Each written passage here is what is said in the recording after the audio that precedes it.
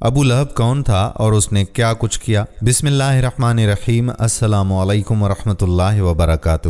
میں گواہی دیتا ہوں کہ اللہ کے سوا کوئی معبود نہیں اور محمد صلی اللہ علیہ وآلہ وسلم اللہ کے سچے رسول ہیں۔ آج کی اس ویڈیو میں ہم آپ کو ان اذیتوں، تکالیف اور آزمائشوں کے بارے میں بتائیں گے جو رسول اللہ صلی اللہ علیہ وآلہ وسلم اور ان کے صحابہ نے اسلام کے ابتدائی دور میں برداشت کیں۔ یہ ویڈیو ان دشمنان اسلام کے بارے میں ہے جنہوں نے اپنی ضد، ہٹ دھرمی اور شیطانی رویوں کے سبب حق کو جھٹلایا اور نہ صرف رسول اللہ صلی اللہ علیہ وآلہ وسلم بلکہ تمام مسلمانوں کو ستانے میں کوئی کسر نہ چھوڑی۔ ہم آپ کو ان واقعات کے ذریعے یہ بتائیں گے کہ کس طرح اللہ کے رسول صلی اللہ علیہ وآلہ وسلم نے صبر و حوصلے کے ساتھ ان آزمائشوں کا مقابلہ کیا اور اسلام کو سر بلندی عطا کی۔ آج کی اس ویڈیو کو آخر تک دیکھیے تاکہ آپ ان افراد کے بارے میں جان سکیں جنہوں نے اپنے غلط رویوں کے بارے میں دنیا میں بھی ذلت اٹھائی اور آخرت میں دردناک عذاب کے مستحق ٹھہرے۔ اللہ سے دعا ہے کہ اللہ تعالی ہمیں صراط مستقیم پر چلنے کی کامل توفیق عطا فرمائے، آمین۔ تو آئیے اسٹارٹ کرتے ہیں آج کی ویڈیو۔ آپ صلی اللہ علیہ وآلہ وسلم اور اسلام کے سخت ترین دشمنوں میں سے ایک ابو لہب تھا جس نے بعثت کے بعد سے آپ صلی اللہ علیہ وآلہ وسلم سے دشمنی اور بغض رکھا اور اپنی نفرت کا برملا اظہار کیا۔ اس نے نہ صرف آپ صلی اللہ علیہ وآلہ وسلم بلکہ مسلمانوں کو بھی مختلف طریقوں سے اذیتیں دیں، ان پر ظلم کیے اور اسلام کو مٹانے کی کوششوں میں شامل رہا۔ قرآن مجید میں اس کے بارے میں ارشاد ہوتا ہے، ابو لہب کے دونوں ہاتھ ٹوٹ گئے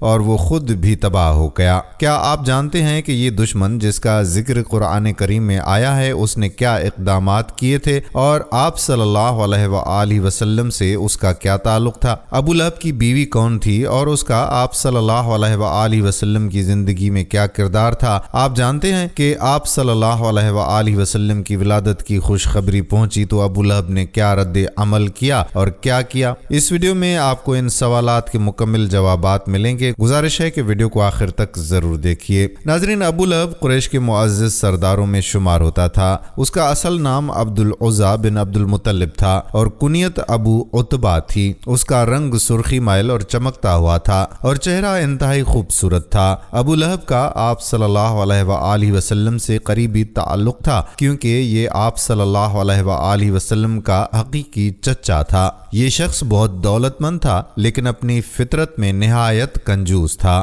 آپ صلی اللہ علیہ وآلہ وسلم کی پیدائش کی خبر ابو لہب کو اس کی لونڈی صوبیہ نے دی، جس پر اس نے خوش ہو کر صوبیہ کو آزاد کر دیا۔ چونکہ آپ صلی اللہ علیہ وآلہ وسلم کے والد کا انتقال آپ کی پیدائش سے پہلے ہو چکا تھا، اس لیے ابو لہب نے بڑے چچا ہونے کے ناطے اپنے آپ کو والد کا قائم مقام سمجھا اور اپنی طبیعت کے برخلاف اس خوشی کا اظہار کیا یا شاید اس پر مجبور ہوا۔ یہ بھی اس کی بخل کی ایک جھلک تھی کہ جب آپ کے دادا عبد المطلب وفات پا رہے تھے تو انہوں نے آپ صلی اللہ علیہ وآلہ وسلم کی کفالت ابو لہب کے بجائے ابو طالب کے سپرد کی، حالانکہ ابو طالب مالی طور پر ابو لہب سے کمزور تھے۔ ابو لہب کی بیوی ام جمیل، جس کا اصل نام عروہ بنت حرب تھا اور کنیت ام جمیل تھی، ابو سفیان کی بہن تھی۔ وہ بھینگی تھی، اس وجہ سے اسے عورا یعنی کانی کہا جاتا تھا۔ اپنے بدنصیب شوہر ابو لہب یعنی عبد العزیٰ بن عبد المطلب کی طرح یہ عورت بھی آپ صلی اللہ علیہ وآلہ وسلم کی سخت دشمن تھی۔ یہ ہمیشہ آپ صلی اللہ علیہ وآلہ وسلم اور آپ کے خاندان کو اذیت اور تکلیف دینے میں پیش رہتی تھی۔ ابو لہب کے دو بیٹے عتبہ اور عتیبہ تھے۔ ابو لہب کی آپ صلی اللہ علیہ وآلہ وسلم سے دشمنی کا آغاز نبوت کے بعد ہوا۔ بعثت کے بعد 3 سال تک اسلام کی دعوت خفیہ انداز میں جاری رہی۔ پھر جب یہ حکم نازل ہوا اپنے قریبی رشتہ داروں کو اللہ کے عذاب سے خبردار کریں تو آپ صلی اللہ علیہ وآلہ وسلم نے اس حکم کے تحت بنو ہاشم اور بنو عبد المطلب کو کھانے پر مدعو کیا۔ جب آپ صلی اللہ علیہ وآلہ وسلم نے اپنے رشتہ داروں کے سامنے لا الہ الا اللہ کی دعوت پیش کی تو ابو لہب فوراً بول اٹھا، دیکھو یہ سب لوگ تمہارے چچا یا چچا زاد بھائی ہیں، بے وقوفی چھوڑ دو اور سمجھ لو کہ تمہارا خاندان سارے عرب کے مقابلے کی طاقت نہیں رکھتا، اور میں سب سے زیادہ حق رکھتا ہوں کہ تمہیں روکوں۔ تمہارے لیے تمہارے باپ کا خاندان ہی کافی ہے۔ اگر تم اپنی بات پر ڈٹے رہے اور عرب کے تمام قبائل تم پر حملہ آور ہو گئے تو تم سے زیادہ اپنے خاندان کے لیے بدنامی اور تباہی کا سبب کوئی اور نہیں ہوگا۔ ابو لہب کی ان تلخ باتوں کے بعد آپ صلی اللہ علیہ وآلہ وسلم خاموش ہو گئے اور باقی لوگ بھی اپنے گھروں کو لوٹ گئے۔ کچھ دن بعد آپ صلی اللہ علیہ وآلہ وسلم نے دوبارہ اپنے قریبی رشتہ داروں کو مدعو کیا اور اس بار اپنی دعوت کھل کر بیان کی۔ اس موقع پر آپ صلی اللہ علیہ وآلہ وسلم کے چھوٹے چچا ابو طالب نے آپ کی حمایت کا اعلان کیا، لیکن یہ بھی واضح کر دیا کہ وہ عبد المطلب کے دین کو چھوڑنے کے لیے تیار نہیں۔ اس پر ابو لہب نے کہا کہ خدا کی قسم یہ دعوت توحید ایک خرابی ہے، اس لیے دوسروں سے پہلے تم خود محمد صلی اللہ علیہ وآلہ وسلم کو روک لو۔ ابو طالب نے جواب دیا کہ اللہ کی قسم جب تک ہم زندہ ہیں ہم اس کی حفاظت کرتے رہیں گے۔ اس دوسری ملاقات سے یہ بات واضح ہوئی کہ بنو ہاشم کے معززین میں کم از کم ایک شخص یعنی جناب ابو طالب ایسے ہیں جس کی حمایت پر بھروسہ کیا جا سکتا ہے۔ اس کے بعد آپ صلی اللہ علیہ وآلہ وسلم نے ایک اور جرأت مندانہ اقدام کیا۔ ایک دن آپ صفا کی پہاڑی پر چڑھ گئے اور ایک فریادی کی طرح آواز بلند کی، قریش کے ایک ایک قبیلے کا نام لے کر پکارا، اے بنی فہر، اے بنی عدی، اے بنی کعب، اور اس طرح دیگر قبائل کے نام، یہاں تک کہ سب قبائل کے اہم افراد آپ صلی اللہ علیہ وآلہ وسلم کے پاس جمع ہو گئے، اور جو خود نہ آ سکا اس نے اپنا نمائندہ بھیج دیا۔ آپ صلی اللہ علیہ وآلہ وسلم نے ایک بلند جگہ سے مخاطب ہو کر سوال کیا، اگر میں تم سے کہوں کہ اس پہاڑی کے پیچھے ایک لشکر جمع ہے جو تم پر حملہ کرنے والا ہے تو کیا تم میری بات مان لو گے؟ سب نے یک زبان ہو کر جواب دیا، ہاں، کیونکہ ہم نے ہمیشہ آپ کو سچ بولتے ہوئے پایا ہے۔ آپ صلی اللہ علیہ وآلہ وسلم نے فرمایا، تو پھر سن لو، میں تمہیں ایک سخت عذاب سے خبردار کرنے آیا ہوں، اپنے آپ کو جہنم سے بچاؤ، میں تمہیں اللہ کے عذاب سے بچانے کی طاقت نہیں رکھتا۔ یہ سن کر ابو لہب اچانک غضبناک ہو کر بولا، کیا تم نے ہمیں صرف اس بات کے لیے جمع کیا تھا؟ اگرچہ ابو لہب کی اس بدتمیزی کی وجہ سے یہ اجتماع کسی ٹھوس نتیجے پر نہ پہنچ سکا، لیکن اس کا ایک اہم فائدہ ہوا۔ آپ صلی اللہ علیہ وآلہ وسلم نے اللہ کے حکم کے مطابق اپنے قبیلے کو اپنی دعوت سے آگاہ کر دیا اور آپ کا پیغام مکہ کے ہر شخص تک پہنچ گیا۔ ابو لہب کی گستاخی کے جواب میں اللہ تعالیٰ نے سورہ لہب نازل فرمائی۔ یہ سوال پیدا ہوتا ہے کہ آپ کے دیگر دشمنوں کے باوجود ابو لہب کا ذکر قرآن میں نام لے کر کیوں کیا گیا؟ اس کی دو اہم وجوہات ہیں۔ پہلی وجہ یہ ہے کہ عرب میں کسی منظم حکومت کا نظام موجود نہیں تھا جہاں مظلوم اپنی فریاد لے جا سکے، وہاں قبائلی غیرت اور حمایت ہی واحد سہارا ہوتی تھی۔ جب کوئی بھی شخص مشکل میں ہوتا تو وہ اپنے قبیلے کی مدد طلب کرتا اور پورا قبیلہ اس کی حمایت میں کھڑا ہو جاتا۔ ابو لہب وہ بد قسمت شخص تھا جس نے اس قبائلی قانون کی پرواہ نہ کرتے ہوئے اپنے قبیلے کے خلاف جا کر آپ صلی اللہ علیہ وآلہ وسلم کی مخالفت کی۔ جب بنو ہاشم اور بنو مطلب کو شعب ابی طالب میں محصور ہونا پڑا تب بھی ابو لہب نے اپنے قبیلے کا ساتھ نہیں دیا۔ یہ وہ وقت تھا جب محصورین میں ایسے لوگ بھی شامل تھے جو ایمان نہیں لائے تھے، مگر قبائلی حمیت کے باعث انہوں نے ہر مصیبت کو قبول کیا۔ آپ کے چھوٹے چچا جناب ابو طالب نے آپ کی حفاظت کے لیے اپنی پوری زندگی قریش کی مخالفت برداشت کی۔ دوسری وجہ یہ ہے کہ قبائلی معاشرے میں چچا کو باپ کا درجہ حاصل تھا، خاص طور پر اس صورت میں جب حقیقی والد کا انتقال ہو چکا ہو۔ ابو لہب پر لازم تھا کہ وہ آپ کی حفاظت کرے، خواہ وہ ایمان لاتا یا نہ لاتا، مگر اس نے حفاظت کرنے کی بجائے دشمنی میں تمام حدیں پار کر دیں اور آپ کے شدید ترین مخالفین میں شامل ہو گیا۔ کوہ صفا پر اس نے جو گستاخی اور بدتمیزی کی، آپ صلی اللہ علیہ وآلہ وسلم کا خاموش رہنا اس بات کا عکاس تھا کہ وہ معاشرتی لحاظ سے باپ کے مقام پر تھا اور اس کے ادب کا لحاظ آپ کے کردار کا حصہ تھا، لیکن اس کی گستاخی گستاخی کا جواب اللہ تعالیٰ نے خود دیا اور اس کا نام لے کر اسے قرآن میں مذمت کا نشانہ بنایا۔ یہ بھی واضح رہے کہ تبت یدا ابی لہب میں جسمانی طور پر ہاتھوں کے ٹوٹنے کا ذکر نہیں، بلکہ یہ بد دعا کے کلمات ہیں جو ناراضگی کے اظہار کے لیے استعمال کیے جاتے ہیں۔ یہ انداز صرف عربی زبان تک محدود نہیں بلکہ دنیا کی ہر زبان میں اس طرح کے الفاظ موجود ہیں۔ اسماء بنت ابو بکر رضی اللہ تعالی عنہا کا بیان ہے کہ جب سورۃ لہب نازل ہوئی اور ام جمیل نے اسے سنا تو وہ غصے سے بھر کر رسول اللہ صلی اللہ علیہ وآلہ وسلم کو ڈھونڈنے کے لیے نکلی۔ اس کے ہاتھوں میں پتھر تھے اور وہ راستے میں آپ صلی اللہ علیہ وآلہ وسلم کی ہجو میں اشعار پڑھتی جا رہی تھی۔ جب وہ حرم میں پہنچی تو وہاں رسول اللہ صلی اللہ علیہ وآلہ وسلم حضرت ابو بکر کے ساتھ موجود تھے۔ حضرت ابو بکر نے عرض کیا کہ یا رسول اللہ، یہ یہاں آ رہی ہے اور مجھے اندیشہ ہے کہ آپ کو دیکھ کر کوئی نازیبہ حرکت نہ کرے۔ آپ صلی اللہ علیہ وآلہ وسلم نے فرمایا یہ مجھے نہیں دیکھ سکے گی، اور پھر ویسا ہی ہوا۔ ام جمیل آپ صلی اللہ علیہ وآلہ وسلم کے پاس موجود ہونے کے باوجود آپ کو دیکھ نہیں سکی۔ اس نے حضرت ابو بکر رضی اللہ عنہ سے کہا کہ میں نے سنا ہے کہ تمہارے صاحب نے میری ہجو کی ہے۔ حضرت ابو بکر نے جواب دیا کہ اس گھر کے رب کی قسم، انہوں نے تیری کوئی ہجو نہیں کی۔ یہ سن کر وہ وہاں سے واپس لوٹ گئی۔ جب ابو لہب کے بیٹے عتیبہ نے رسول اللہ صلی اللہ علیہ وآلہ وسلم کی شان میں شدید گستاخی کرتے ہوئے نہایت نازیبہ الفاظ استعمال کیے اور یہاں تک کہ آپ صلی اللہ علیہ وآلہ وسلم کے قریب آ کر آپ کے مبارک لباس کو پھاڑ ڈالا تو آپ صلی اللہ علیہ وآلہ وسلم کے دل کو اس بدبخت کی اس حرکت سے گہرا صدمہ پہنچا۔ آپ نے فرمایا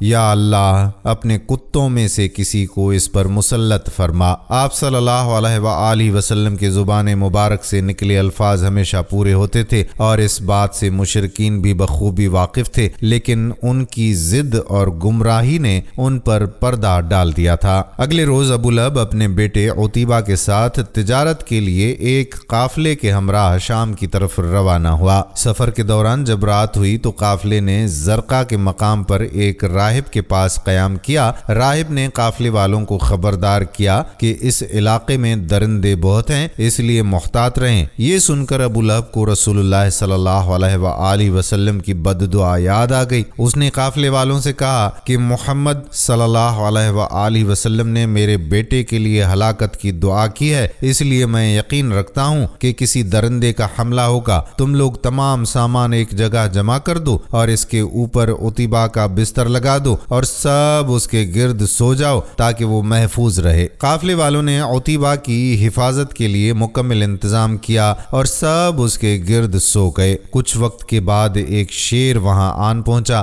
حیرت انگیز طور پر اس نے کسی کو نقصان نہیں پہنچایا بلکہ لوگوں کو سونگتا ہوا آگے بڑھتا رہا۔ وہ تمام لوگوں کے قریب سے گزرا مگر کسی کو خراش تک نہ دی، جیسے اسے کسی مخصوص بو کی تلاش ہو۔ آخرکار شیر تجارتی سامان تک پہنچ گیا جس کے اوپر عتیبہ کا بستر تھا۔ سامان کی اونچائی کے باوجود شیر نے ایک بلند چھلانگ لگائی اور سیدھا عتیبہ کے بستر پر جا پہنچا۔ جیسے ہی شیر نے عتیبہ کو دیکھا وہ خون خوار انداز میں دہاڑنے لگا اور پھر پوری قوت سے اس کے سر کو اپنے دانتوں سے دبوچ لیا۔ قافلے والے شیر کی دہاڑ سے جاگ گئے مگر کوئی اس کے قریب جانے کی ہمت نہ کر سکا۔ ابو لہب بے بسی سے اپنے بیٹے کی جان بچانے کی فریاد کرتا رہا لیکن شیر نے عتیبہ کو شدید زخمی کیا اور وہ تڑپ تڑپ کر مر گیا۔ حیرت انگیز بات یہ تھی کہ شیر نے نہ تو عتیبہ کا خون پیا نہ گوشت کھایا بلکہ صرف اس کا سر چبا کر چھوڑ دیا۔ اس کے بعد شیر کسی کو نقصان پہنچائے بغیر اچانک وہاں سے غائب ہو گیا۔ قافلے والوں نے اسے تلاش کیا مگر شیر کا کوئی سراغ نہ ملا۔ یہ واقعہ رسول اللہ صلی اللہ علیہ وآلہ وسلم کی دعا کی تاثیر اور اللہ تعالیٰ کی قدرت کا مظہر تھا۔ حضرت طارق بن عبداللہ محاربی رضی اللہ تعالیٰ عنہ بیان کرتے ہیں کہ ایک موقع پر میں بازار ذی المجاز میں خرید و فروخت میں مصروف تھا جہاں میں نے رسول اللہ صلی اللہ علیہ وآلہ وسلم کو دیکھا۔ آپ صلی اللہ علیہ وآلہ وسلم نے سرخ جبہ پہنا ہوا تھا اور بلند آواز سے فرما رہے تھے، اے لوگو لا الہ الا اللہ کہو، کامیاب ہو جاؤ گے۔ آپ صلی اللہ علیہ وآلہ आलैहि वसल्लम के पीछे एक शख्स मुसलसल पत्थर फेंक रहा था, जिससे आप सल्लल्लाहु अलैहि वसल्लम की पिंडली और एड़ी जख्मी होकर खून से तर हो चुकी थी। वो शख्स साथ साथ कह रहा था, लोगों इसकी बात ना सुनो, ये झूठा है। मैंने लोगों से पूछा कि ये अजीम हस्ती कौन है। जवाब दिया गया कि ये बनी अब्दुल मुत्तलिब के नौजवान हैं। मैंने फिर दरियाफ्त किया कि वो शख्स कौन है जो इनका पीछा कर रहा है और पत्थर मार रहा है। लोगों ने कहा कि ये उनके चचा अब्दुल अज़ा यानी अबू लहब है। हज़रत राबिया बिन उबाद जो बाद में इस्लाम ले आई, जाहिलियत के दौर का एक वाक़या बयान करते हुए फरमाती हैं कि मैंने ज़ुल्मजाज के बाज़ार में देखा कि लोग रसूलुल्लाह सल्लल्लाहु अलैहि वसल्लम के गिर्द जमा हैं और आप सल्लल्लाहु अलैहि वसल्लम फरमा रहे हैं, अये लोगो ला इलाहा इल्लल्लाह कहो, कामयाबी हासिल करोगे। आप सल्लल्लाहु अलैहि वसल्लम के पीछे एक शख्स खड़ा था जिसका चेहरा साफ सुथरा और आंखें भींगी थीं और उसके सर पर 2 चोटियां थीं। वो लोगों से कहता जा रहा था, ये बेदीन है, झूठा है। आप सल्लल्लाहु अलैहि वसल्लम जहां भी तशरीफ ले जाते वो शख्स भी पीछे पीछे जाता। मैंने उस शख्स के बारे में पूछा तो बताया गया कि ये आप सल्लल्लाहु अलैहि वसल्लम के चचा अबू लहब हैं। नाज़रीन, अबू लहब चचा होने के बावजूद आप सल्लल्लाहु अलैहि वसल्लम के खिलाफ इस हद तक दुश्मनी रखता था कि उसके मुकाबले में बाकी दुश्मन मामूली दिखाई देते थे। अगर इस्लाम के मुखालिफिन का जायजा लिया जाए तो उन्हें 4 दर्जों में तकसीम किया जा सकता है। पहले दर्जे में वो लोग शामिल हैं जो इस्लाम कबूल ना कर सके मगर उन्होंने इस्लाम या आप सल्लल्लाहु अलैहि वसल्लम को नुकसान नहीं पहुंचाया बल्कि हत्तल इम्कान मदद की। ऐसे अफराद मुसलमानों के लिए मुहसिनीन का दर्जा रखते हैं। उनमें मुअत्तम बिन उदी जो ज्यादा मारूफ नहीं है वो शामिल थे, लेकिन उनके किरदार को नजरअंदाज करना नाइंसाफी होगी। जब ताइफ से वापसी पर आप सल्लल्लाहु अलैहि वसल्लम मक्का वापस आना चाहते थे और कत्ल का ऐलान हो चुका था तो इस खतरनाक सूरत हाल में आप सल्लल्लाहु अलैहि वसल्लम ने उनसे अमान तलब की। मुअत्तम बिन उदी ने अपने बेटों के साथ बाहर आकर आप सल्लल्लाहु अलैहि वसल्लम को मक्का में अपनी अमान में दाखिल किया। उसके इस एहसान की अहमियत का अंदाजा इस बात से लगाएं कि जंगे बद्र के मौके पर आप सल्लल्लाहु अलैहि वसल्लम ने फरमाया कि अगर मुतअम जिंदा होता और जंगी कैदियों की रिहाई की दरख्वास्त करता तो उन्हें बगैर मुआवजे के आज़ाद कर देता। ये वो साहिब थे जो कुफर पर रहते हुए भी मुस्बत किरदार के हामिल थे। अगर ये ईमान ले आते तो शायद मकाम सिद्दीकियत पर फायज होते। दूसरे दर्जे में वो अफराद आते हैं जो इस्लाम और आप सल्लल्लाहु अलैहि वसल्लम के हकीकी दुश्मन थे मगर उनकी दुश्मनी खुलूस और बहादुरी से भरी हुई थी। उनकी दुश्मनी खानदानी तासुब और ज़ाती गुरूर की बुनियाद पर थी, लेकिन उनमें मुनाफिकत या बुखल जैसी सिफात नहीं थीं। उनमें अबू जहल और उतबा बिन रबैया के नाम नुमाया हैं। अबू जहल ने कभी छुपकर वार नहीं किया बल्कि खुले मैदान में मुकाबला किया। उनकी सखावत का ये आलम था कि वो बनु हाशिम के दस्तरखानों से बढ़कर मेहमान नवाजी करते थे। तीसरे दर्जे में वो लोग शामिल हैं जिनका किरदार इंतहाई पस्त था।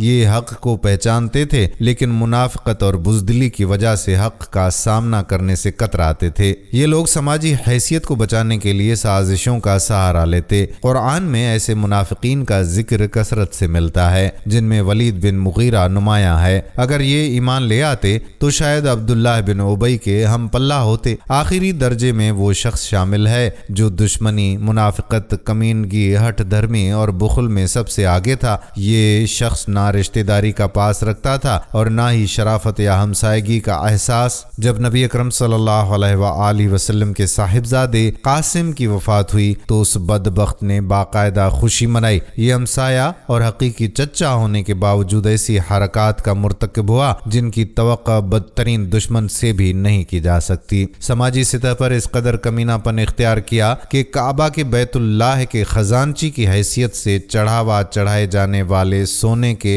हरन तक चुरा लिए और मक्का में हरन चोर के लक़ब से मशहूर हुआ। इसकी बुज़दिली, बुखल, منافقت اور نجاست کو قرآن نے اس کا نام لے کر نشانہ بنایا اور اس کی بربادی کو بیان کیا۔ یہ شخص بنی ہاشم کا سردار رسول اللہ صلی اللہ علیہ وآلہ وسلم کا چچا اور آپ کا ہمسایہ ابو لہب تھا، جو اپنی روایات اور خیر کے کسی پہلو سے قطعی ناآشنا تھا۔ جب قریش نے دیکھا کہ ان کی تمام تر کوششوں کے باوجود اسلام قبول کرنے والوں کی تعداد بڑھ رہی ہے اور حضرت حمزہ اور حضرت عمر کے اسلام لانے کے بعد ان کے سارے منصوبے ناکام ہو چکے ہیں، تو انہوں نے ایک نیا اور زیادہ سخت حربہ اپنانے کا فیصلہ کیا۔ ابن اسحاق، موسیٰ بن عقبہ، عروہ بن زبیر، ابن سعد اور دیگر مورخین کا کہنا ہے کہ جب قریش نے محسوس کیا کہ صحابہ حبشہ میں امن و سکون سے رہ رہے ہیں اور مکہ میں اسلام تیزی سے پھیل رہا ہے، تو انہوں نے رسول اللہ صلی اللہ علیہ وآلہ وسلم کو قتل کرنے کی سازش کی۔ جب اس منصوبے کی خبر حضرت ابو طالب کو ملی تو انہوں نے بنو ہاشم اور بنو مطلب کو اکٹھا کیا۔ ان دونوں قبائل نے رسول اللہ صلی اللہ علیہ وآلہ وسلم کو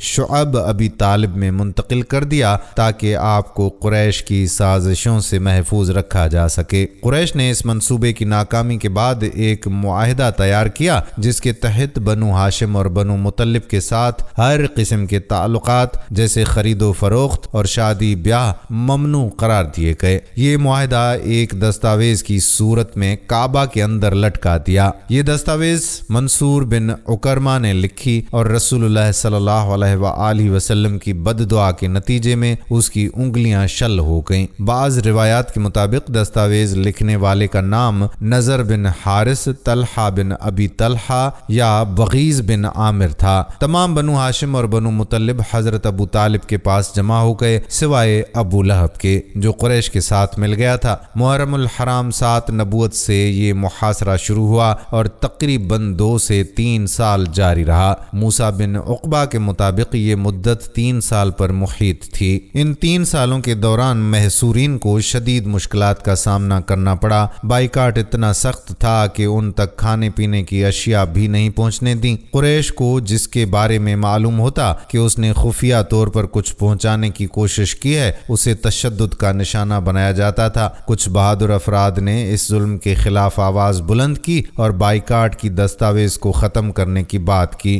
ان افراد میں ہاشم بن عمرو، زبیر بن ابی امیہ، مطعم بن عدی، زمعہ بن اسود اور ابو البختری بن حشام شامل تھے، جن کا بنو ہاشم اور بنو مطلب سے قریبی تعلق تھا۔ ابن ابی شیبہ کی روایت کے مطابق جنگ بدر کے دن رسول اللہ صلی اللہ علیہ وآلہ وسلم نے اعلان فرمایا کہ مشرکوں میں سے کسی کو امان حاصل نہیں سوائے ابو البختری کے۔ اگر کوئی مسلمان اسے گرفتار کرے تو آزاد کر دے، کیونکہ رسول اللہ صلی اللہ علیہ وآلہ وسلم نے اسے امان دی ہے۔ تاہم جب اسے ڈھونڈا گیا تو معلوم ہوا کہ وہ پہلے ہی قتل ہو چکا تھا۔ ابن حشام بیان کرتے ہیں کہ جب بائیکاٹ کی دستاویز اتاری گئی تو یہ ظاہر ہوا کہ دیمک نے اللہ کے نام کے سوا باقی سب کچھ ختم کر دیا تھا۔ ایک روایت میں ذکر ہے کہ محصورین کو بائیکاٹ کے دوران شدید بھوک، سخت مشکلات اور مصائب کا سامنا کرنا پڑا، یہاں تک کہ انہیں جھاؤ اور کیکر کے پتے کھانے پڑے۔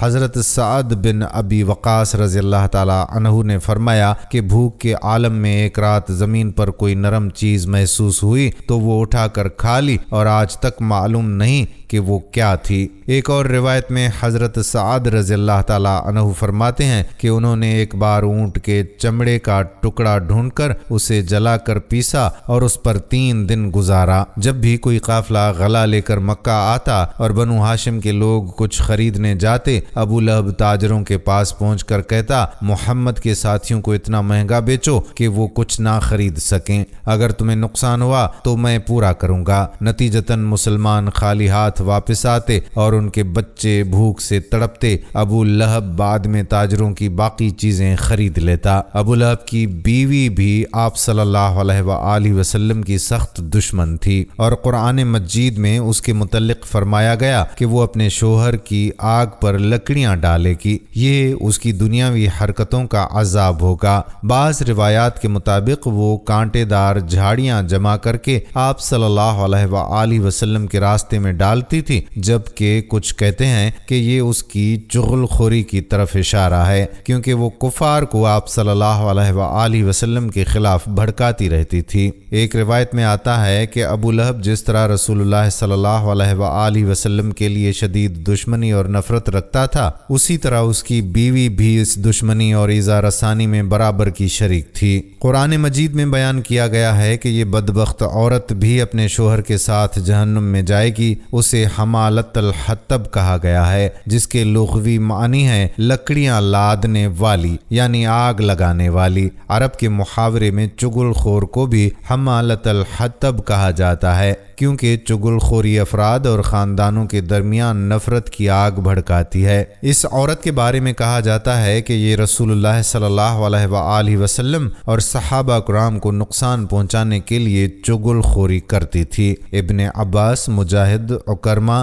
اور دیگر مفسرین نے بھی اس کی تشریح یوں کی ہے کہ یہ چغل خور تھی۔ کچھ مفسرین جیسے ابن زید اور ضحاک اس کو حقیقی معنی میں لیتے ہیں اور بتاتے ہیں کہ یہ عورت خاردار لکڑیاں جمع کر کے لاتی اور رسول اللہ صلی اللہ علیہ وآلہ وسلم کے راستے میں بچھاتی تاکہ آپ کو تکلیف پہنچے۔ قرآن نے اس حرکت کو حمالت الحطب کے طور پر بیان کیا ہے۔ بعض مفسرین کا کہنا ہے کہ قیامت کے دن اس کا یہ حال ہوگا کہ جہنم کے درختوں، زقوم وغیرہ کی لکڑیاں اٹھا کر اپنے شوہر کی آگ کو بھڑکائے گی، جیسا کہ دنیا میں وہ اس کے کفر اور ظلم کو بڑھاتی تھی۔ صحیح حدیث میں رسول اللہ صلی اللہ علیہ وآلہ وسلم نے فرمایا کہ چغل خور جنت میں داخل نہ ہوگا۔ حضرت فضیل بن عیاض نے کہا کہ 3 اعمال انسان کے تمام نیک اعمال کو برباد کر دیتے ہیں: غیبت، چغل خوری اور جھوٹ۔ عطا بن صائب نے حضرت شعبی سے روایت کیا ہے کہ رسول اللہ صلی اللہ علیہ وآلہ وسلم نے فرمایا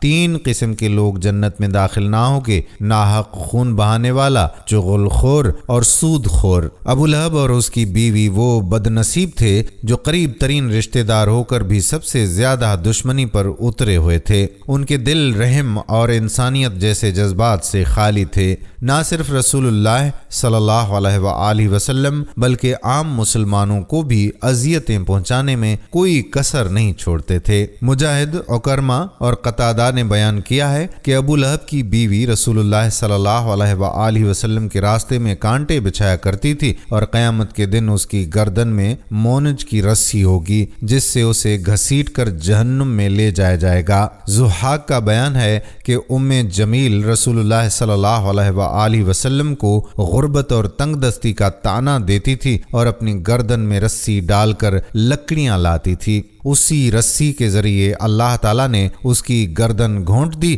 اور اسے ہلاک کیا۔ قیامت کے دن اس کی گردن میں آگ کی زنجیر ہوگی۔ مجاہد اور ارواح بن زبیر کہتے ہیں کہ وہ زنجیر اس کے منہ سے داخل ہو کر اس کے جسم کے نیچے سے باہر نکلے گی۔ سعید بن مسیب کے مطابق جمیل کے پاس ایک قیمتی ہار تھا جس کے بارے میں اس نے کہا کہ وہ اسے محمد صلی اللہ علیہ وآلہ وسلم کی مخالفت میں خرچ کرے گی۔ قیامت کے دن اسی ہار کے ذریعے اسے عذاب دیا جائے گا۔ جب سورۃ لہب نازل ہوئی اس وقت ابو لہب اور اس کی بیوی زندہ تھے۔ اللہ تعالیٰ نے خبر دی کہ وہ دونوں جہنم میں عذاب پائیں گے، یعنی وہ ایمان نہیں لائیں گے اور کفر کی حالت میں مریں گے۔ چنانچہ یہ پیشگوئی پوری ہوئی اور دونوں کفر پر ہلاک ہو گئے۔ یہ اللہ تعالیٰ کی غیب کی ایک عظیم نشانی ہے۔ ابو لہب جنگ بدر میں شریک نہ ہو سکا۔ جب کفار مکہ شکست کھا کر واپس آئے اور جنگ کے حالات سنائے تو ابو لہب کو شدید صدمہ ہوا۔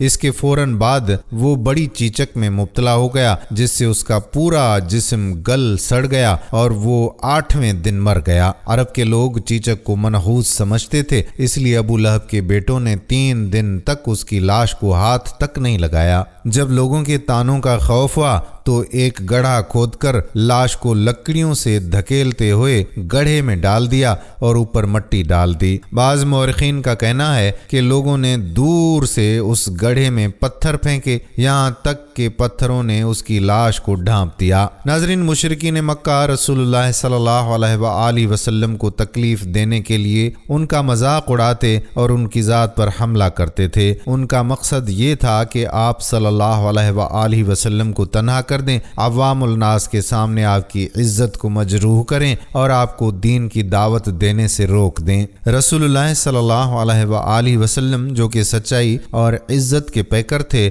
اس رویے سے متاثر ہوئے بغیر ثابت قدم رہے اور اپنی دعوت کو جاری رکھا۔ ابن سعد، ابن اسحاق اور بلازری نے ان مشرکین کے نام گنوائے ہیں جو آپ صلی اللہ علیہ وآلہ وسلم کا مذاق اڑایا کرتے تھے۔ ان میں سے 2 افراد کے سوا باقی سب جنگوں میں مارے گئے یا فتح مکہ سے پہلے ہلاک ہو گئے۔ یہ بد دعا کے اثرات تھے جو آپ صلی اللہ علیہ وآلہ وسلم نے ان کے حق میں کی تھی۔ ان بدبختوں میں ابو جہل، ابو لہب، اسود بن عبد یغوث، ولید بن مغیرہ، عاص بن عقبہ بن ابی معیط اور ابو سفیان شامل تھے۔ ابو لہب جو کہ رسول اللہ صلی اللہ علیہ وآلہ وسلم کے قریبی رشتہ دار تھے لیکن اپنی عداوت میں سب سے نمایاں تھے۔ بلازری نے ایک واقعہ بیان کیا کہ بعثت سے قبل بھی ابو لہب اور ابو طالب کے درمیان اختلافات تھے اور ایک جھگڑے میں رسول اللہ صلی اللہ علیہ وآلہ وسلم نے ابو لہب کو ابو طالب سے ہٹایا تھا۔